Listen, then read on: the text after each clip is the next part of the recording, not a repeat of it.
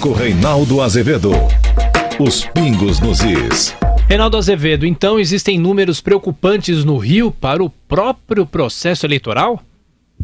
Sim, vamos ver. Marcelo Crivella, do PRB, é o prefeito eleito do Rio. Obteve 59,36% dos votos válidos, contra 40,64% de Marcelo Freixo, do PSOL. O que dizer, quando menos isto, dos males, o menor.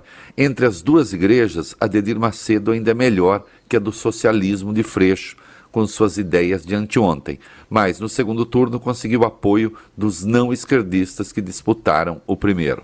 Aliás, Freixo só chegou ao segundo turno em razão de uma anomalia. Os votos centristas e conservadores se dividiram e o candidato do PSOL acabou passando para a segunda etapa. A verdade é que a extrema esquerda do Rio obteve na primeira jornada apenas 18,26% dos votos com Freixo, ou 553.424, muito menos do que os 914.082 do primeiro turno de 2012, 360.658 a menos, o que significa, ora, o PSOL encolheu em vez de crescer, a diferença do que se diz por aí. Na outra ponta, a extrema-direita levou 14% dos votos com Flávio Bolsonaro. A vermelha mais bem colocada depois de Freixo foi Jandira Fegali, do PCdoB, com 3,34% dos votos em sétimo lugar. Crivella acabou liderando na primeira etapa entre os centristas, ficando com 27,78% das escolhas.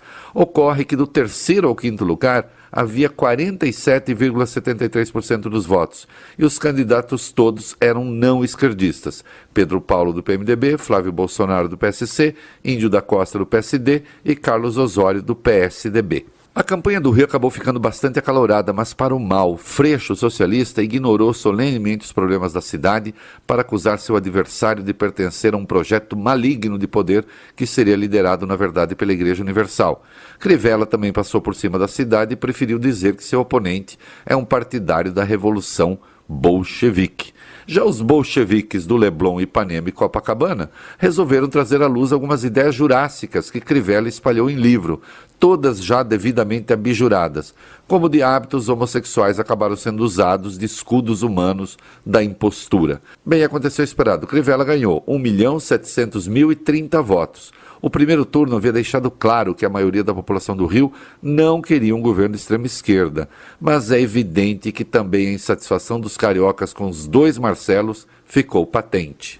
Em 2012, os votos de Eduardo Paes, 2.097.733, e de Freixo, 914.082, no primeiro turno, somavam 3.011.815 votos. Neste ano, em segundo turno, os candidatos do PRB e do PSOL obtiveram apenas 2.863.692. As abstenções somam 1.314.950, 26,85%, mais do que o total obtido por Freixo, 1.163.662.